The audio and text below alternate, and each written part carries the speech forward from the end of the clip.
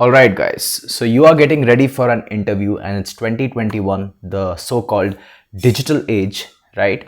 And you're not sure, like you're kind of nervous and you don't know how to face the interview, what questions to expect, how do you grab this opportunity and get started with your career, right? So yes, I'm assuming that you have done some kind of certification because you know that the competition is high now after all this pandemic and stuff. Not a lot of gyms are hiring you these days, so you have to be on your feet, right? You have to be the best.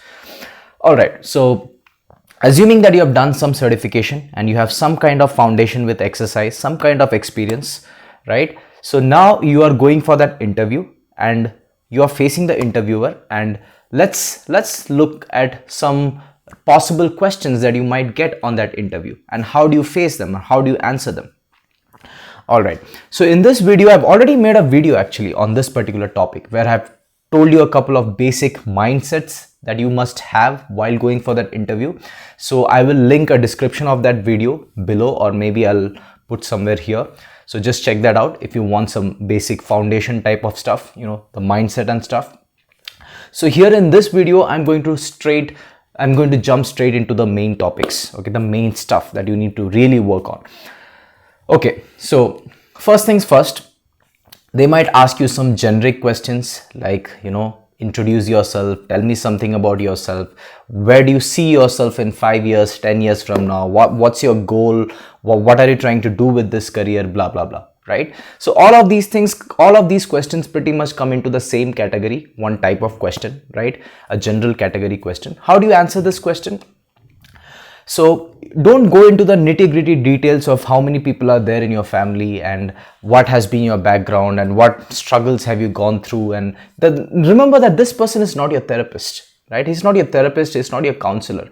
So don't bore him with all those things, because the more you do that, the more he'll try to finish the interview quickly, which means the less interested he'll be in hiring you, unless he's like completely desperate about hiring, right? So don't go into those details, just make it relevant to what you are here for, right? So for example, if they ask you where do you see yourself in a couple of years from now, or what are your goals, they're not really interested in your goals. They're not really curious to know like what are your aspirations and stuff like that. What they really want to know is, are you going to stick around, right? Are you going to leave in a couple of months, or are you going to stick around with this job? Because otherwise it's a loss for them, because they have to train you probably, right? After a couple of months, if you leave, then again they have to go hire someone else, right? So that's what they're trying to check. So whatever your goals are, whatever your determination, like aspirations, whatever those things are, you keep that short and you basically tell them this, that you are interested in this. Obviously they want to see someone who is passionate, of course, and the fact that you are going to stick to this career for at least for the next 5-6 years, right? You're here to learn, you're here to make a mark. You can tell such things, you know, to make it sound a little dramatic. That's up to you, that's your call. But basically you have to give them the message that you're going to stick around, you're going to stay here. Obviously you're not going to say it directly to them, then it would not serve the purpose, right? But you tell them that you are here to stick, you're here to stay for a long time, you want to learn, you want to grow as a trainer, right? Because everybody likes someone who is curious to learn, someone who wants to, get really better by growing, by sticking around, right? So because even if you are not that great at designing programs and stuff like that right now, at least if they see that you have that curiosity, you have that interest to learn those things, then at least they'll feel like, okay, fine, let me hire him. Right now he may not be a very good asset for me, but down the line, maybe 2 months, 3 months later, he might just be a good fit for my company, right? So that's number one. What else? Let's say they ask you things like, how will you deal with a client who is coming to you for the first time, who is a little old lady or an elderly client or somebody like that? How are you going to deal with that person? How does the first session gonna look like? Can you design a sample program or something? So at this point, you might feel a little nervous. You might feel, oh my God, I have to give the best. I have to use the best program. I have to give the right thing and stuff like that. No, it's not that difficult. You just have to stick to your basics. Whatever you learned in ACE or whatever basic certification you did, just form a very basic program which pretty much everybody can do, right? So if you're going to directly start with HIIT or some high intensity cardio, that might not be a good option, right? That might not be a good option for someone who is an older client, or even for anybody who's just starting out. On day one, you'll probably stick with the basics like squats, deadlift, maybe some with light weights like bench press, shoulder press, all the basics that you have already known, already you have studied. Stick to that and create a small basic program for that, right? Especially if it is a first session, you might just give them a full body workout, not intense full body workout, just a little bit, just to showcase what you are here for, correcting, fixing their form and technique, so that they get an idea that, okay, if I work with this person long term, I might get some really good benefits from this person, right? That's what you need to convince your client. That's what you need to convince your interviewer, right? That's how it works. What else can you expect? They might ask you some basic nutrition type questions, right? Not too difficult, some basic diet type questions, because they know that pretty much every client is going to ask you such questions. So if you're going to talk about some low carb diet or ketogenic diet or something specific like that, it might be a little risky, right? Because there's so much junk information out there that it might go a little the wrong way. So again, you can stick with the basics. You can tell them that a balanced diet is always good, not going too high on protein or too low on carbs. Instead of that, it's better to stick with a natural or kind of a balanced diet where you're getting most of your nutrition in, right? So again, you can talk about calorie out versus calorie in.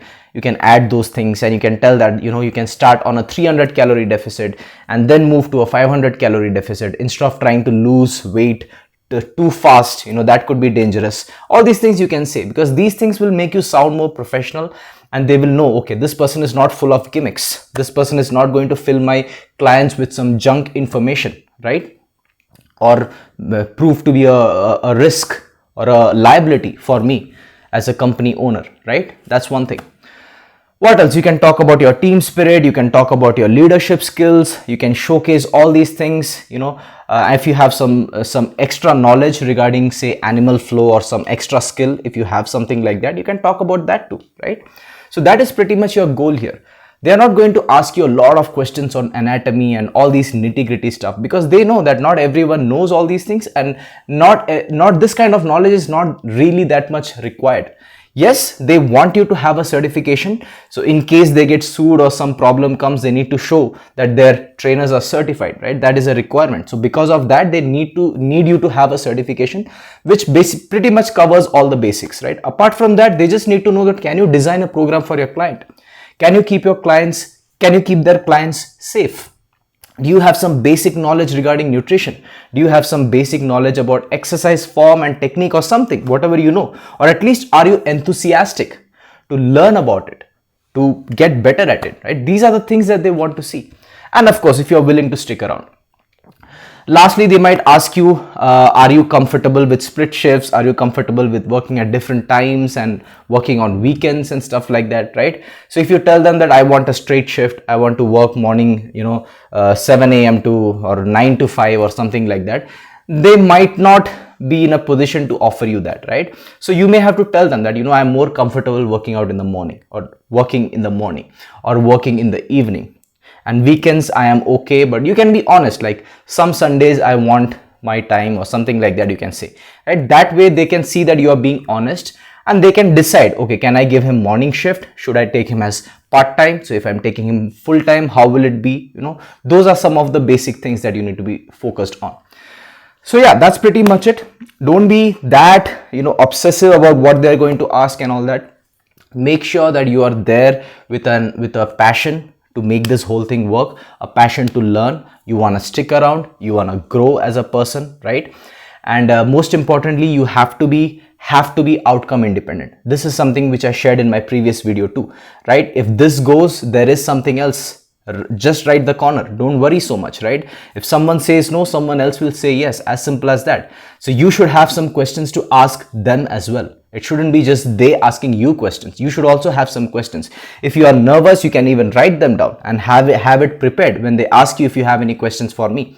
You can ask about the gym. You can ask what programs they are offering, what they are doing for their trainers. Do you kind of market your trainers and all those things, you can also ask, right? So that way they'll know that this person is not here like a robot who desperately wants a job.